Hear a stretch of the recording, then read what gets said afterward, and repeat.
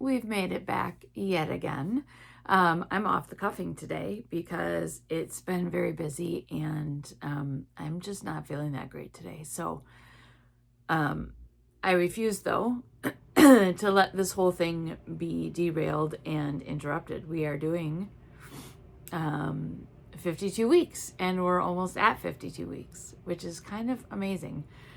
So today we have we have wisdom personified as woman in Proverbs.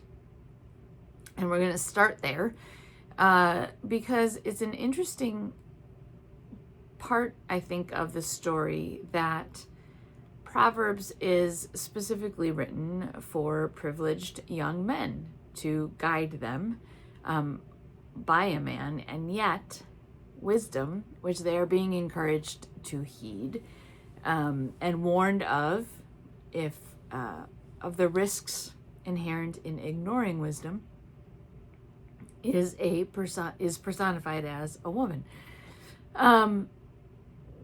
So just hold on to that idea of wisdom personified, and jump ahead then to the text in Luke, where Luke tells us about some of the women. That word is important there. Some of the women traveling with Jesus, part of his inner circle, along with the 12. Mary Magdalene, Susanna, Joanna. Joanna in particular, we know is a woman of privilege. Mary Magdalene, we know her story as having been freed of demons. Susanna, we don't know her story, and yet she's named, which is fascinating because of all of the women who are left unnamed. So I'm just very intrigued. I'm intrigued by that about her, because there she is. So these women,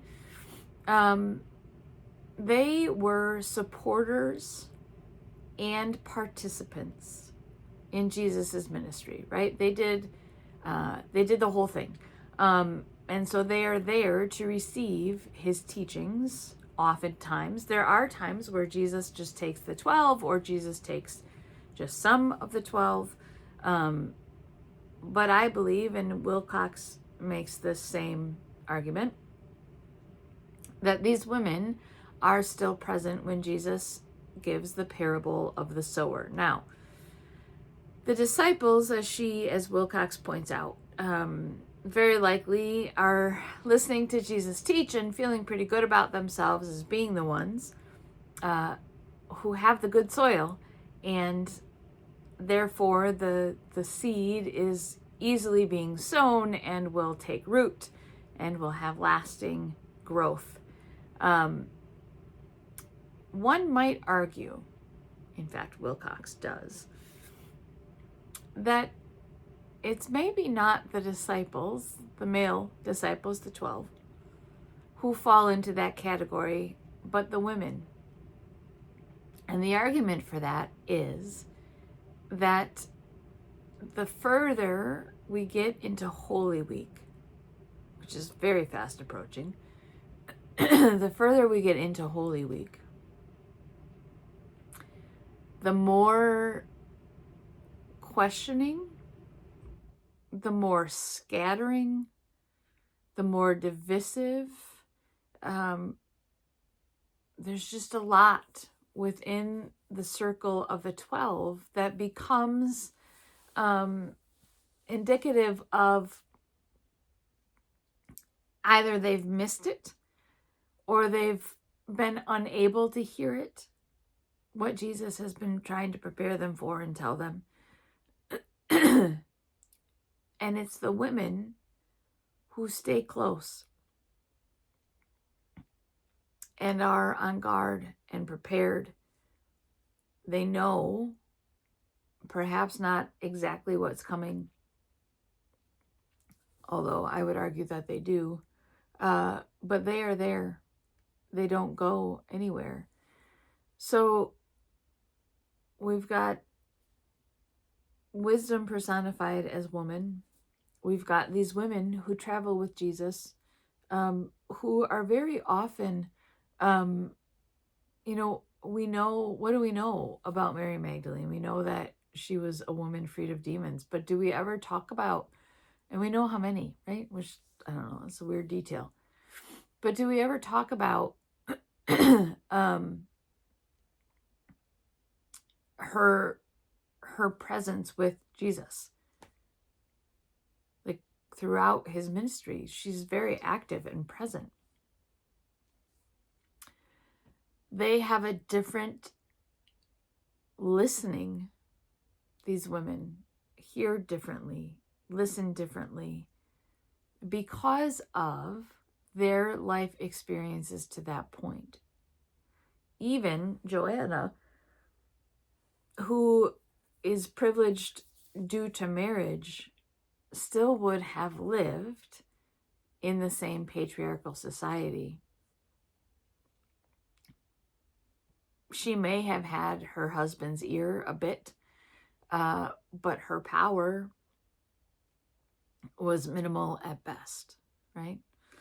So the point of that, all of this is not to say that the women are better than the men. It is not to say wisdom cannot be male, that men can't have wisdom.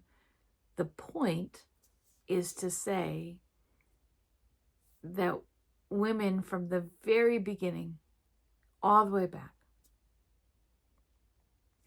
have been included by God,